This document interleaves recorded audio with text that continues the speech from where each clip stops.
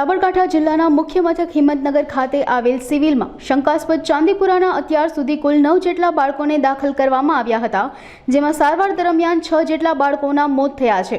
આ શંકાસ્પદ ચાંદીપુરા વાયરસને લઈને કુલ 8 બાળકોના સેમ્પલ પુના મોકલવામાં આવ્યા છે। આમ તો આ વાયરસ મચ્છર અને સેન્ડ ફ્લાય નામની માખીમાંથી ફેલાય છે, તેથી ખાસ કરીને લીંપણવાળા કે માટીવાળા ઘર હોય તેવા વિસ્તારમાં આ માખી અને મચ્છર ઉપદ્રવ વધુ થતો હોય છે। ત્યારે આરોગ્ય વિભાગ દ્વારા કેસ આવેલ તમામ ઘરોમાં સર્વે કરવામાં આવ્યો છે। ખાસ કરીને લોકોને મચ્છર કે માખીનો ઉપદ્રવ થતો હોય ત્યાં દવાનો છંટકાવ કરવાનો આરોગ્ય વિભાગને સલાહ આપી રહ્યું છે, જેથી વાયરસ અને અન્ય મચ્છરજન્ય रोगથી फैलावाથી बची शकाय।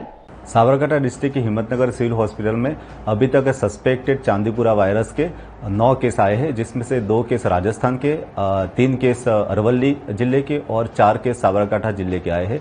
अभी तक जिन बच्चों की सारवार सिविल हॉस्पिटल में हुई थी उसमें से 6 बच्चों की मौत हो चुकी है। 6 बच्चों की जो मौत हुई उसमें एक बच्चा राजस्थान का था, 3 बच्चे अरवली जिले के थे और 2 बच्चे साबरकांठा जिले के जिनकी मौत हुई है।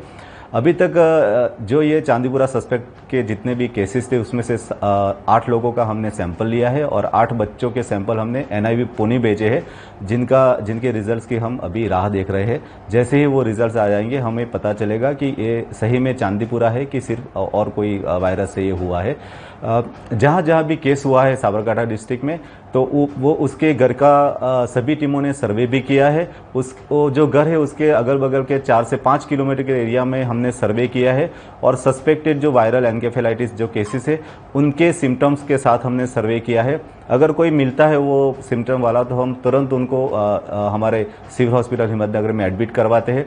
इसके उपरांत हमने एंटी मॉस्किटो एक्टिविटी भी की है।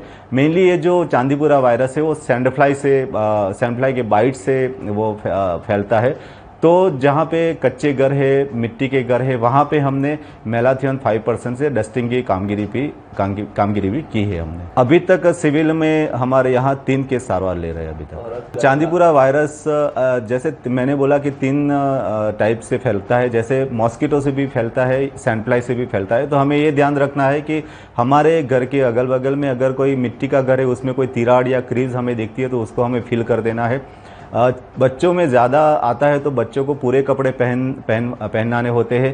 फिर बच्चा अगर सो जाता है तो उसको हमको नेट में सुलाता है।